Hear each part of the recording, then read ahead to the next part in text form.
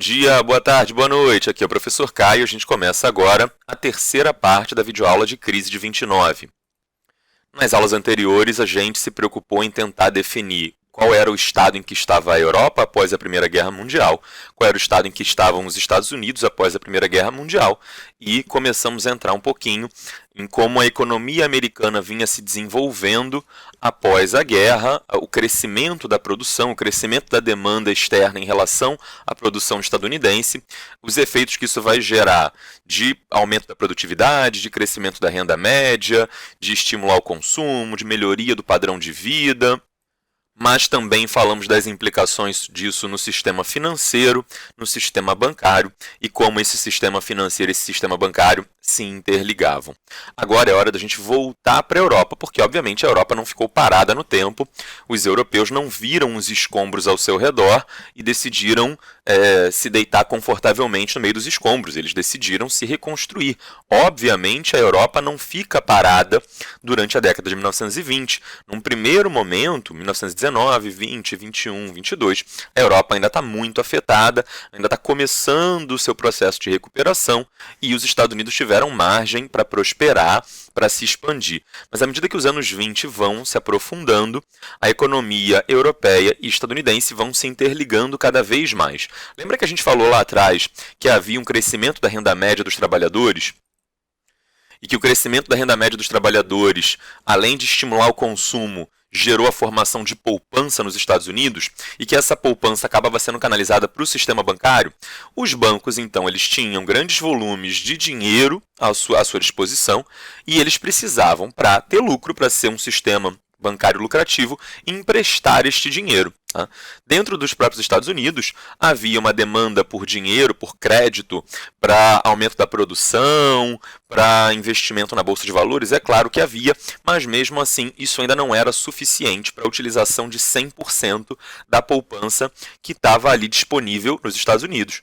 Uma parte desse dinheiro continuava ali, entre aspas, empossada no sistema bancário, os bancos querendo emprestar e não necessariamente tendo quem demandasse aquele crédito no volume que os bancos precisavam para que aquele processo fosse lucrativo. Então, nesse momento, os bancos se voltam para a Europa, os bancos estadunidenses se voltam para a Europa e falam: caramba, que bacana, os europeus eles estão precisando de dinheiro porque eles querem se reconstruir. Vamos aproveitar e emprestar esse dinheiro para os europeus vão pegar esse dinheiro, vão produzir, vão investir nas suas indústrias, a sua economia vai crescer, e aí eles vão lucrar, com o lucro eles vão pagar os empréstimos que pegaram aqui com o nosso banco vai lucrar, a gente vai poder remunerar os clientes que depositaram seu dinheiro aqui para a gente guardar, mas também vamos ficar com uma sobra aí, com um valor a mais, e que vai ser o lucro do próprio banco. Para os europeus, a necessidade de crédito era muito grande, já que o continente estava completamente destroçado pela Primeira Guerra Mundial e o esforço de reconstrução era muito grande, então a necessidade de capital para fazer essa reconstrução também era muito grande. A Europa acabou se tornando um excelente cliente para o sistema bancário estadunidense, que tinha todo aquele crédito ali disponível e que precisava emprestar. Só que isso acaba sendo justamente um tiro no pé desse sistema econômico estadunidense, porque quanto mais a Europa pega emprestado, mais ela se reconstrói. Quanto mais ela se reconstrói, menos ela compra produtos industrializados vindos dos Estados Unidos. Se agora os europeus pegaram crédito lá no banco estadunidense, levaram esse crédito para a França, para a Alemanha, para a Inglaterra, e a própria Alemanha acabou se tornando uma grande consumidora desse crédito, desse dinheiro que os bancos estadunidenses queriam emprestar.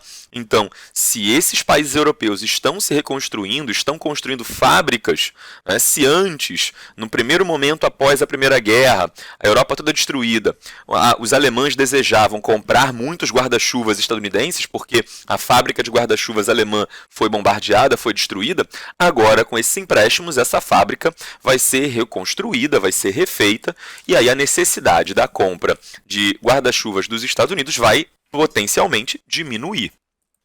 Para os europeus isso era ótimo. Para os europeus isso significava, por exemplo, o crescimento dos empregos, o crescimento da renda média dos seus próprios trabalhadores, a diminuição da necessidade de comprar esse produto externamente, portanto, facilitava um pouco o balanço de pagamentos, a balança comercial europeia ficava um pouco mais vantajosa comprando menos produto dos Estados Unidos.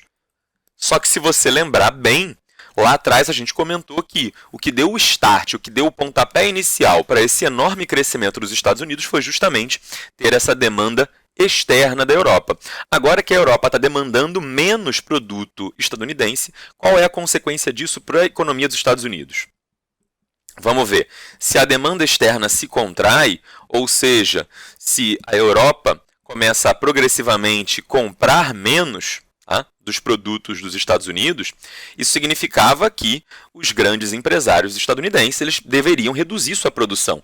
Se agora eu não tenho mais um europeu querendo comprar 10 mil dos meus guarda-chuvas por mês, para que a minha fábrica vai continuar produzindo 10 mil guarda-chuvas por mês? Se aqui dentro dos próprios Estados Unidos a minha demanda mensal de guarda-chuva é de 2 mil guarda-chuvas, se a demanda europeia de guarda-chuvas caiu de 10 mil unidades por mês para 3 mil unidades por mês, agora eu só consigo vender 5 mil unidades mês. Então, para que eu vou produzir 10 mil guarda-chuvas mês? Obviamente, você já tinha capacidade produtiva instalada, você já tinha as máquinas em funcionamento, você já tinha os funcionários contratados, você já tinha matéria-prima estocada, você já produziu, inclusive, em antecipação, um pouquinho mais do que você precisava para o momento imediato, para ter um estoque e poder sempre atender os seus clientes sem haver falta de mercadoria. Só que à medida que essa demanda externa vai diminuindo, essa produção ela leva um certo tempo até diminuir na mesma escala, no mesmo ritmo, né? 1 mês, 2 meses, 3 meses que sejam, e essa redução da produção ela acontece um pouco mais devagar que a redução da demanda externa, e isso vai fazendo com que você vá acumulando estoques de mercadorias. E aí, à medida que o dono da fábrica vê que ele está ocupando uma grande parte do seu pátio, com caixas e mais caixas empilhadas de produto já fabricado, mas que ele não está conseguindo vender, ele começa a pensar, bom, talvez eu deva reduzir minha produção um pouco, porque a demanda agora nesse curto prazo está encolhendo, então até que alguma coisa do cenário externo ou interno se modifique, eu não preciso mais produzir tanto quanto eu produzia antes. Vou começar a diminuir um pouco minha produção. Só que se eu estou reduzindo a minha produção, isso significa que eu não preciso de tantos empregados assim. Se para produzir 10 mil guarda-chuvas mês eu precisava de 1.000 trabalhadores, agora talvez eu possa demitir 500 desses trabalhadores, ficar só com a metade, reduzir a minha produção à metade também, e isso já vai ser o suficiente para abastecer o meu mercado. Só que quando você demite seus 500 dos seus 1.000 funcionários, você empresário, 500 funcionários desempregados não vai fazer um grande colapso na economia. Só que se você fizer isso na sua empresa, e a empresa ao lado, que produz sapato, também fizer o mesmo, e a empresa que fica do outro lado da rua e que produz camisas também fizer o mesmo, se todo mundo fizer o mesmo, essa redução geral do emprego vai ter como efeito uma diminuição da renda média. Porque antes você tinha todos os trabalhadores ganhando o máximo de salário que podiam, vivendo confortavelmente. Agora você tem um monte de desempregado que não ganha nada, que ganha zero. Então, quando você for tirar a média salarial agora, a média da renda dos seus trabalhadores agora, dos trabalhadores de todo o país, você vai ter aquela parte que continuou empregada, que continua ganhando um salário mais ou menos igual ao que ganhava antes, e aquela parcela que começa a ganhar zero, porque está desempregada. Essa parcela que ganha zero, ela está tão disposta a trabalhar por qualquer valor, porque é melhor trabalhar por um pouco menos do que ganhava antes, do que ficar desempregado e ganhar zero, e com isso passar fome, que esse contingente de trabalhadores desempregados vai aceitar entrar nas fábricas ganhando menos. Então, quanto mais o desemprego cresce, mais a renda cai. Se você tinha 1.000 trabalhadores ganhando $1.000 cada por mês, e você demitiu uma parte deles, agora você pode barganhar com os trabalhadores que continuaram. Olha, agora vocês que continuaram trabalhando aqui para mim, e que estão ganhando $1.000, eu não vou mais poder pagar $1.000 para vocês, eu vou decidir pagar agora só $700. Quem não quiser, vai embora da minha empresa e eu contratarei alguns daqueles que ficaram desempregados aí na sociedade e eles certamente aceitarão ganhar 700, que é muito melhor do que ganhar nada. Então, isso fazia com que mesmo quem estava empregado tivesse que também aceitar uma redução da sua renda. Então, isso ainda baixa consideravelmente mais a renda média nessa sociedade. O efeito disso é que se as pessoas estão ganhando cada vez menos, aquele dinheirinho que sobrava todo mês para fazer uma poupança não existe mais. Muitas vezes até pior do que isso. O trabalhador que se dava a certos luxos de, por exemplo, rodar com seu carro por aí, porque ele podia botar gasolina à vontade, podia passear à vontade, agora ele talvez pense duas vezes antes de sair passear com o carro no final de semana. Ele só vai usar o carro para o essencial, que é para ir para o trabalho e voltar. Ou então, por exemplo, o trabalhador que começou a comer filé mignon toda semana, talvez ele agora abra mão de comer filé mignon e comece a só comer ovo, que é muito mais barato, é muito mais econômico. Então isso vai fazendo com que, de forma geral, o consumo interno dentro dos Estados Unidos também fosse caindo. Os trabalhadores eles optassem por consumir menos e consumir coisas mais baratas. E isso enfraquecia a economia do país. A consequência é que isso leva a uma demanda interna ainda menor. Os trabalhadores estão consumindo menos, então a demanda interna está menor do que estava antes. Então, com demanda interna menor e com demanda externa menor, isso leva a uma nova redução da produção, que leva a uma nova redução do emprego ou um aumento do desemprego, uma nova redução da renda média. O salário que os trabalhadores em média recebem diminui, o que leva a novas quedas de consumo e que enfraquece ainda mais a demanda interna. Se lá atrás, então, essa demanda externa, esse novo mercado que aparece para os Estados Unidos, fortalece sua economia e gera um ciclo virtuoso, agora a perda desse mercado e o enfraquecimento do mercado interno vão levar a um ciclo negativo que se reforça, que se retroalimenta, que se autoalimenta e que a gente chama de ciclo vicioso. Então, os Estados Unidos saem de um momento de bonança, de felicidade, de prosperidade, com um ciclo virtuoso de crescimento da economia e passam a enfrentar um ciclo vicioso de quedas contínuas ali da economia. Só que na bolsa tinha muita gente que estava especulando, esperando ganhar uma grana fácil, para com essa grana fácil poder pagar o empréstimo bancário. O sujeito foi no banco, pegou emprestado, foi na bolsa, investiu e esperava que a bolsa crescesse o suficiente para o sujeito pagar o empréstimo bancário e ainda sobrar algum lucro. Muitas empresas, por exemplo, haviam contraído empréstimos com esses bancos para poder ampliar sua produção e, com isso, suprir a demanda que estava acontecendo ao longo dos anos 20, no começo dos anos 20.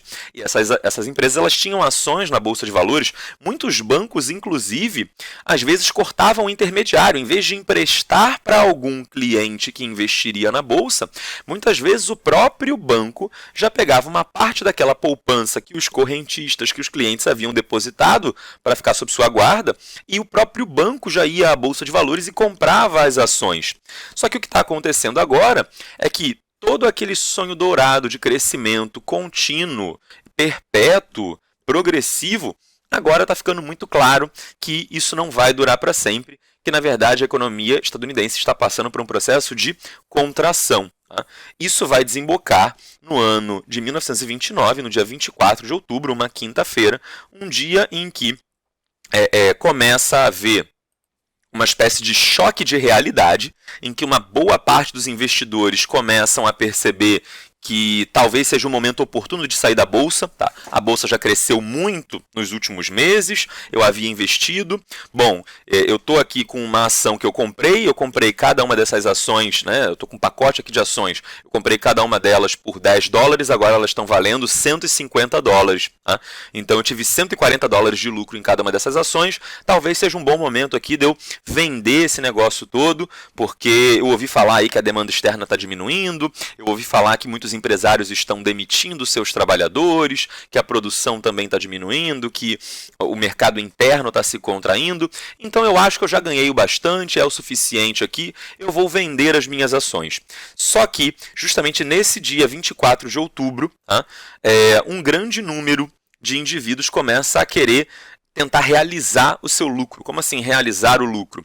Você comprou uma ação barata e agora ela está valendo bastante, só que você ainda não tem o dinheiro. Você tem uma ação cujo valor estimado é aquele que está sendo negociado na bolsa. Até que você venda as ações para alguém que esteja disposto a comprar, você ainda não lucrou nada, o seu lucro é zero. No dia que você vende essas ações a alguém que quer se tornar acionista daquela empresa, cujas ações você está vendendo, te deu dinheiro na mão, aí sim você lucra. Antes disso, você não lucrou nada. Tá? Justamente nesse dia, 24 de outubro de 1929, a quantidade de indivíduos querendo realizar o seu lucro se tornou maior do que o número de pessoas querendo comprar. E aí entra a famosa lei da oferta e da demanda. Quando muita gente está ofertando, está querendo vender, e pouca gente está querendo comprar, a tendência é que o preço caia. Só que isso vai, nesse dia, 24 de outubro, gerar um pânico generalizado. Tá? É um fenômeno da psicologia humana chamado de efeito manada. O que é o famoso efeito manada? Aí eu não sei se você já ouviu falar dele, mas é um fenômeno comum e bem conhecido e estudado da psicologia.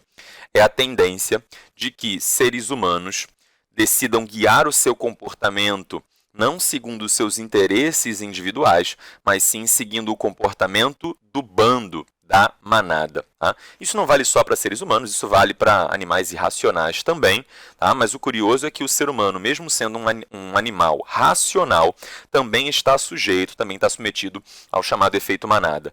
Muitas vezes, a pressão do grupo, o comportamento do grupo ao seu redor, quando você tem um grande número de indivíduos tomando uma certa conduta, um certo comportamento, existe ali uma tendência para que você se sinta pressionado, inclusive num nível inconsciente, para se comportar exatamente como todo mundo está se comportando. Tá? Então, quando uma galera começou a querer vender suas ações, mesmo aqueles que num primeiro momento não queriam vender, ficaram assustados e disseram, bom, se tem muita gente vendendo as ações hoje, talvez essas pessoas saibam de algo que eu não sei.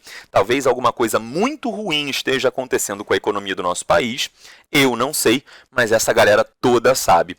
Eu não vou me arriscar a ficar aqui parado com essas ações na mão, vou vender também. Então, nesse momento em que o número de vendedores supera o de compradores, você vai ver se produzir um efeito manada, em que muita gente que, num primeiro momento, a princípio, não queria vender suas ações, começa a querer vender também, num pânico generalizado, para tentar se livrar daquilo ali e não ficar com o prejuízo.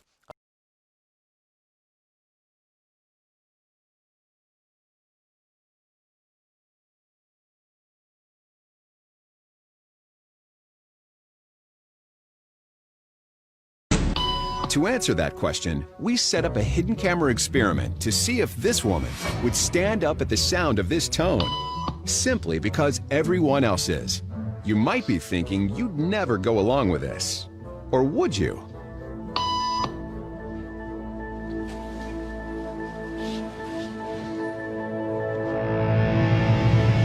After just 3 beeps, and without knowing why she's doing it, this woman is now conforming perfectly to the group.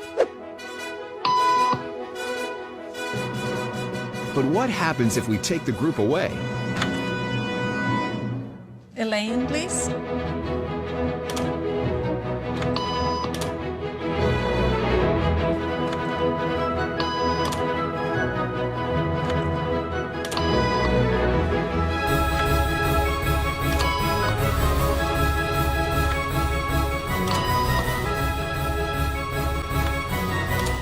Okay, now she's alone. The crowd is gone and nobody is watching her, except our hidden cameras. What do you think she'll do?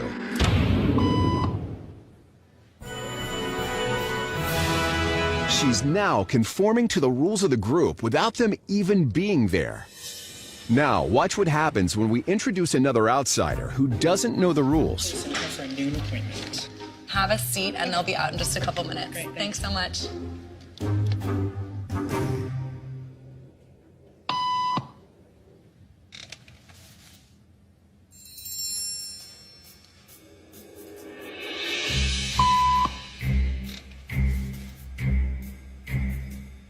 Why was it? Everybody was doing it, so I thought I was supposed to. Think she'll teach the new guy what to do?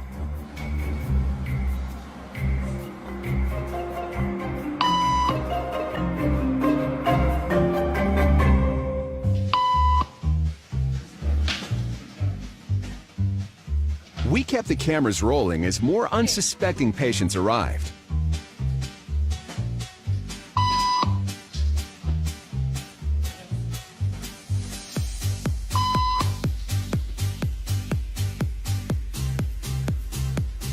And slowly but surely, what began as a random rule for this woman has now become the social norm for everyone in this waiting room. Here to explain what's going on in their brains is Jonah Berger of the University of Pennsylvania. This sort of internalized form of herd behavior is part of what we call social learning. Starting at a very early age, when we see members of our group perform a task, our brains literally reward us for following in their footsteps. When I saw everybody stand up, I felt like I needed to join them. Otherwise, I'm like excluded. Once I decided to go with it, then I felt much more comfortable. Conformity is how we become socialized, but it can also cause us to develop bad habits or repeat past wrongs. And it's why even this rebel, who wasn't standing for any of this nonsense, eventually joined the ranks. Esse comportamento, ele existe ainda hoje, de vez em quando ele acontece no mercado financeiro. Em alguns momentos do ano de 2020, a gente teve típicos efeitos manada na Bolsa de Valores de São Paulo, em que foi necessário acionar um circuito de emergência chamado Circuit Breaker. Tá? O Circuit Breaker ele existe hoje em dia na Bolsa de Valores de São Paulo, em algumas outras bolsas de valores pelo mundo, tá? Mas isso nem sempre existiu lá na época da crise de 1929, não existia esse mecanismo do Circuit Breaker. O Circuit Breaker hoje ele existe para quando você percebe que a queda está muito acentuada e ela é resultado muito mais de um pânico generalizado do que da escolha consciente dos agentes econômicos. A Bolsa de Valores ela suspende as suas operações por algum tempo, 1 hora, 2 horas, alguns minutos, enfim. Tá? A Bolsa decide, ela suspende lá suas operações para que as pessoas tenham tempo de parar, botar a mão na consciência, refletir, talvez ir até os jornais, buscar informações na mídia e, de fato, perceber que não tem nada demais acontecendo, que é só um pânico ali inexplicável e que ela não precisa vender suas ações porque não tem nada de ruim acontecendo com a economia que ela não esteja sabendo. Tá? É só que alguns indivíduos decidiram vender suas ações e os outros foram meio que surfando na onda. Então, essa parada estratégica é para que os investidores se acalmem, né, possam fazer a sua pesquisa, ligar para os seus analistas de investimento, para os seus corretores e perguntar: está tudo bem? O país está legal? Como é que está? Não, está tudo tranquilo, é só um pânico mesmo. Então tá bom, então eu não vou vender minha ação não, porque eu sei que está tudo bem. Tá? E isso tende a desacelerar um pouco esse efeito manada. Tá? No Brasil, esse ano, né, nos meses precedentes, aí, maio, junho, enfim, tá? Abril, acho que também teve alguma coisa do tipo, a Bolsa chegou a entrar em Circuit Breaker, inclusive mais de uma vez por dia, e aí a Bolsa tem lá um certo número de vezes que ela pode entrar em Circuit Breaker, né? 1, 2, 3, passou disso, eles fecham a Bolsa naquele dia, né? E aí você só volta no dia seguinte, dando um tempo ainda maior para que os investidores tenham a calma, a tranquilidade de poder saber o que está acontecendo e tomar uma decisão mais racional. Percebe, né? Aquela beleza da teoria liberal, filha do iluminismo, né, típica lá do pensamento iluminista do século XVIII, de que os seres humanos eles são capazes de tomar boas decisões porque eles são seres racionais e eles agem de acordo com seus interesses, né, racionalmente determinados. Muitas vezes isso não acaba acontecendo da forma mais perfeita e funcional, porque as pessoas elas se deixam guiar por fatores emocionais e acabam tomando péssimas decisões econômicas. Nem sempre os indivíduos são agentes econômicos que sabem o que é melhor para si. Muitas vezes eles apenas repetem, mimetizam o comportamento de outros indivíduos. Em pouco tempo, as ações de muitas dessas empresas perderam tanto valor, mas tanto valor, que o sujeito tinha lá uma ação de $140, lá em 1929, sem Circuit Breaker. Tá? Então o pânico ele foi crescendo como uma bola de neve. Quando você joga uma bola de neve do alto da montanha, ela pode ser pequenininha, cabe na sua mão. Só que à medida que ela vai rolando pela face da montanha, e ela vai incorporando a neve que está espalhada pela face da montanha, ela vai aumentando e aumentando até que aquela pequena bola de neve se torne uma gigantesca bola de neve, breve, quem sabe até uma avalanche. É exatamente isso que vai acontecer com a Bolsa em 1929, na quinta-feira negra, né? E isso vai fazer com que o pânico fosse tão grande que muitas empresas chegassem a ter um valor próximo do zero, o que era péssimo, porque lembra aí que muitos bancos haviam investido na Bolsa.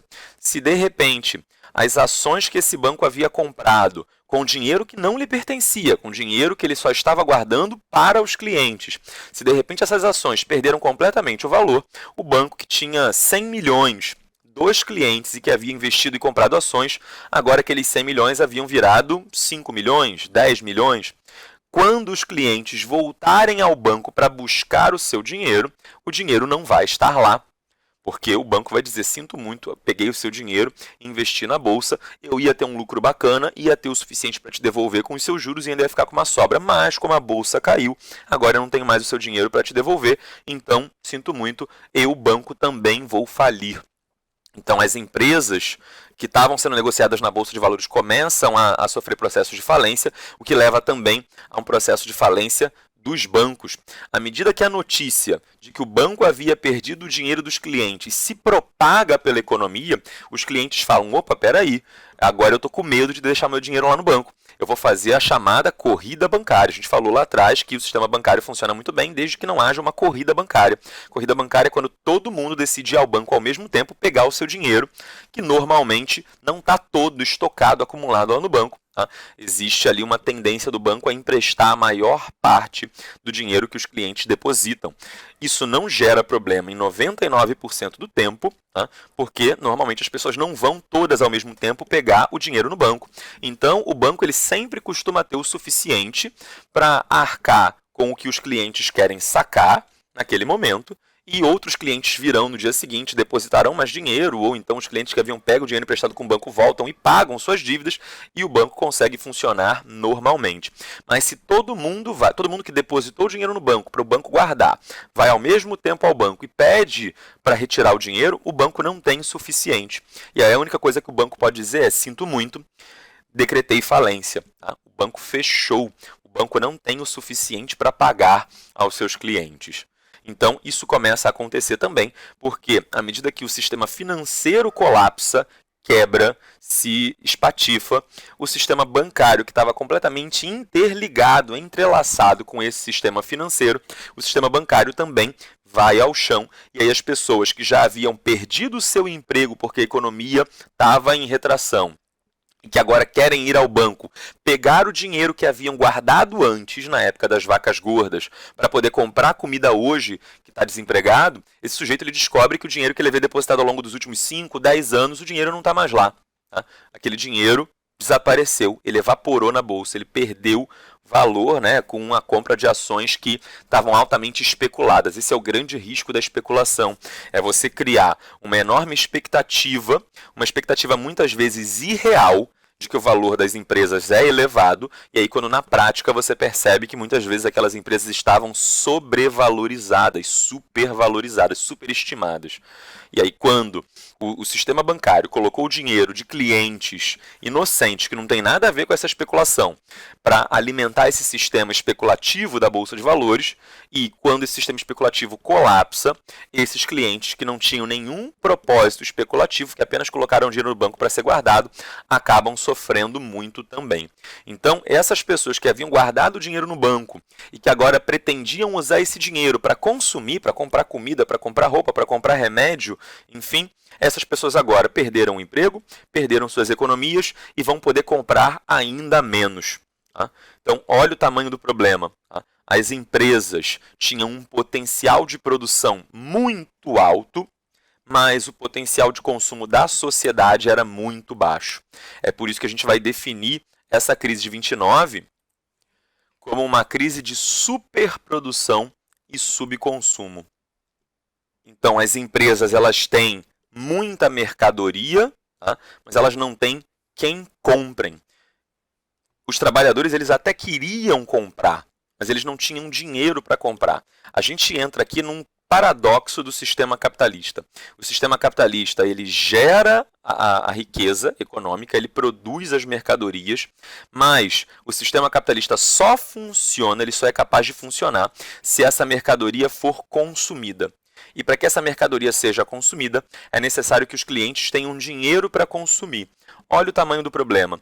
Os clientes, eles não precisam apenas ter a vontade de consumir, eles têm que ter a capacidade de consumir. A gente está falando de um sistema econômico lá nos Estados Unidos que produziu a riqueza, em que os trabalhadores tinham a vontade de consumir, mas eles perderam suas economias, eles perderam seus empregos e eles não têm como consumir. Tá? Então, quanto mais essa economia produz, menos ela lucra, porque o capitalista ele está produzindo, ele precisa vender, ele precisa ganhar mais do que o que ele havia investido. Então, as dimensões dessa produção, a escala dessa produção é gigantesca, mas esse empresário ele já não tem mais para quem vender, não existe gente o suficiente para adquirir aquela mercadoria. Tá?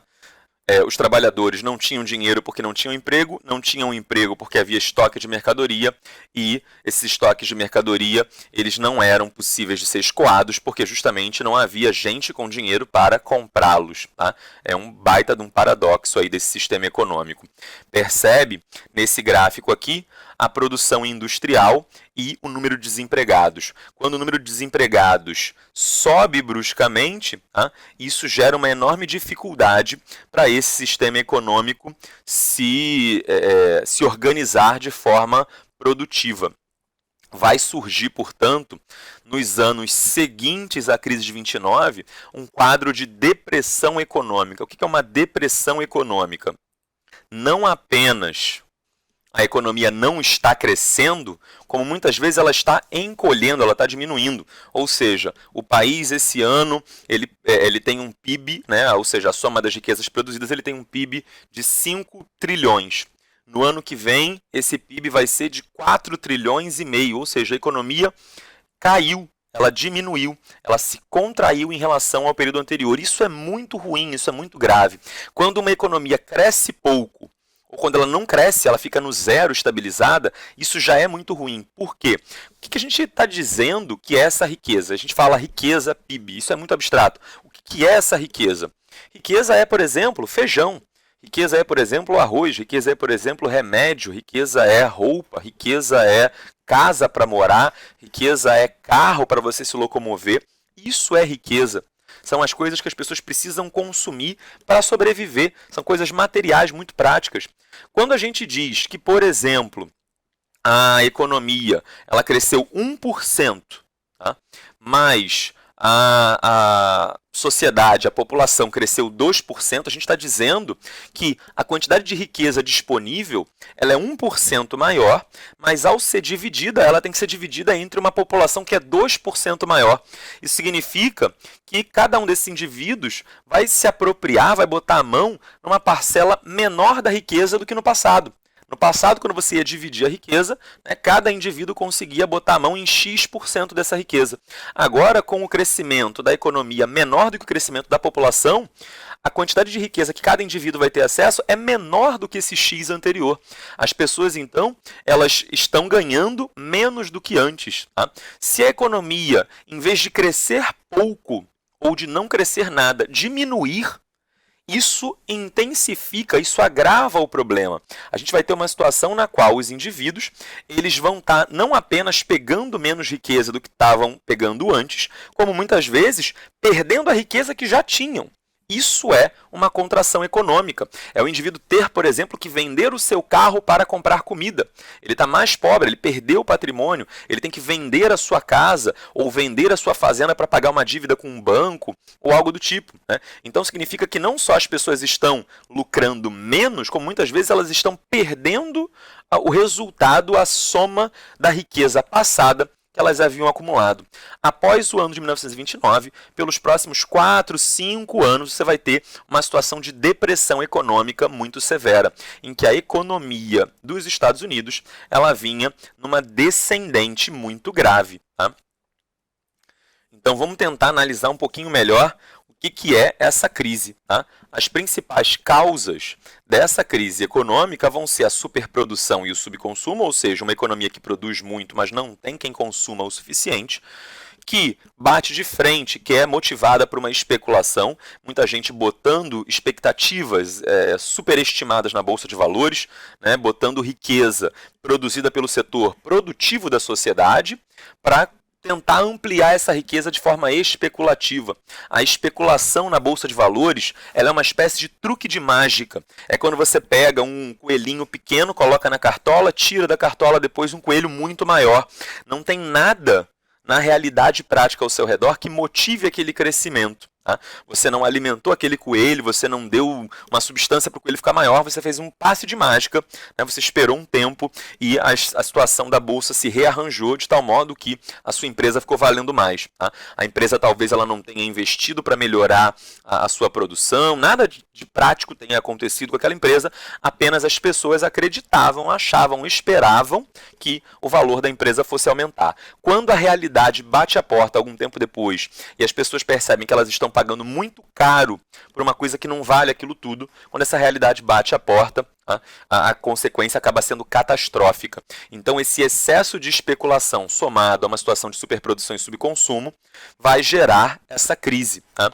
E a crise ela se torna ainda mais grave, ela é agravada pela ausência de intervenção do Estado. Já que nos Estados Unidos eles adotavam uma política econômica liberal, ou seja, o Estado vai olhar, mas não vai interferir, o Estado não vai criar mecanismos para bloquear essa especulação, porque a especulação ela é natural do mercado. A teoria liberal nessa época acreditava que as crises econômicas eram boas, eram desejáveis.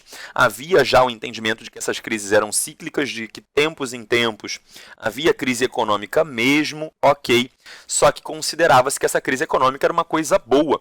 Por quê? Quando a crise econômica acontecia, embora as pessoas perdessem o emprego, alguma parte da riqueza ali acabasse sendo perdida, isso na prática fazia com que empresas menos eficientes, empresas menos capazes, empresas que não eram tão boas fossem à falência e as empresas de melhor qualidade, aquelas que eram mais bem administradas e que tinham melhor investimento, que atuavam em setores econômicos mais sólidos, essas sobreviveriam e após a crise conseguiriam crescer ainda mais.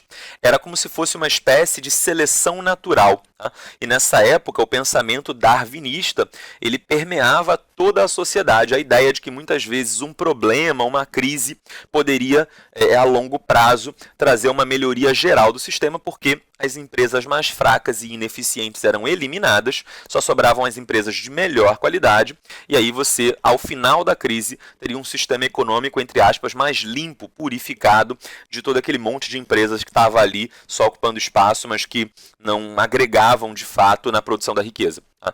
Só que, nesse momento, a crise ela se torna tão grave, mas tão grave, que ela se torna uma crise sistêmica. O próprio sistema capitalista não consegue, por si só, se recuperar. Normalmente, o sistema capitalista, depois de algum tempo, né, com algum sofrimento dos indivíduos, que muitas vezes ficavam um tempo sem ter salário, sem ter como conseguir uma alimentação, muita gente que ficava miserável depois de uma crise dessas, mas com o passar do tempo a coisa se recuperava e a situação se estabilizava novamente, bastava ter paciência.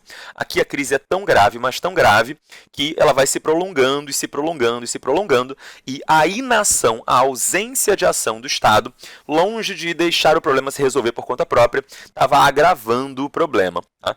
No campo, no ambiente rural, os agricultores eles chegaram ao ponto de não poder pagar o empréstimo que haviam contraído com os bancos para aumentar a sua produção e perdiam suas terras. E ao perder as terras, você vai gerar um problema que é a produção agrícola, ela é perecível. Diferente da produção industrial, por exemplo, que pode ser estocada e vai ficar um tempo estocada e, enfim, de forma geral, se você, dependendo do produto, guardar em boas condições, ele vai sobreviver. Se você não vender o guarda-chuva esse ano, você vende ele ano que vem e o guarda-chuva vai funcionar normalmente. Não funciona assim com batata, com tomate, com cenoura, com chuchu. Se você não consumir esse mês que vem aquilo ali está podre e você joga no lixo.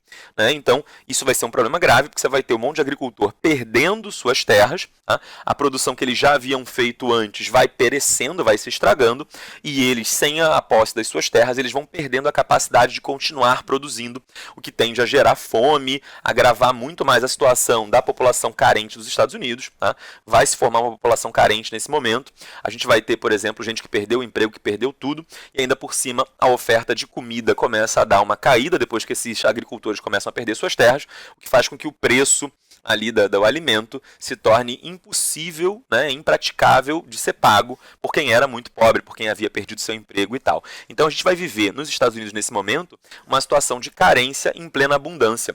Abundância de crédito nos bancos, né, abundância de poupança, abundância de produção industrial, abundância de máquinas, abundância de produtos industriais, mas isso tudo vai gerar uma baita crise e esse é o grande paradoxo do sistema capitalista nesse contexto. Justamente porque, se você olhar para todas as crises humanas antes da invenção do capitalismo, elas são sempre crises de ausência. Quando você viu uma crise na Idade Média, era falta de comida, falta de mão de obra, falta de mercadoria, falta de dinheiro para investir, e isso gerava uma carência na sociedade que precisava consumir menos, que precisava, enfim, se esforçar mais. Os trabalhadores que haviam sobrado, bom, morreu um monte de trabalhadores, os trabalhadores que sobraram têm que trabalhar mais.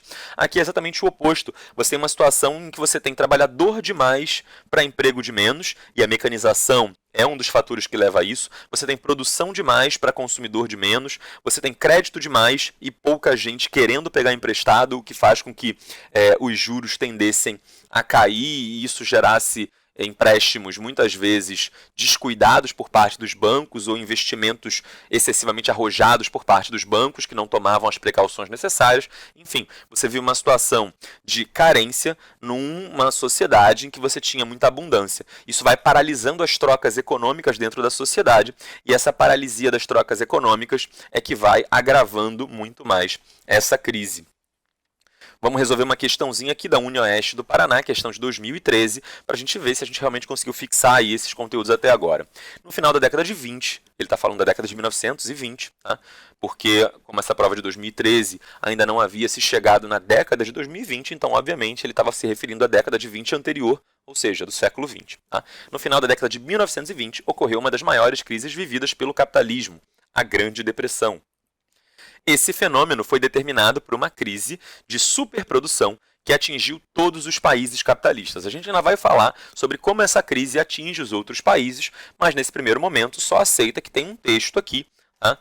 E esse texto está explicando para a gente que essa crise atingiu todos os países. Ela começa como uma crise dos Estados Unidos, mas ela vai certamente em pouco tempo se transformar numa crise mundial.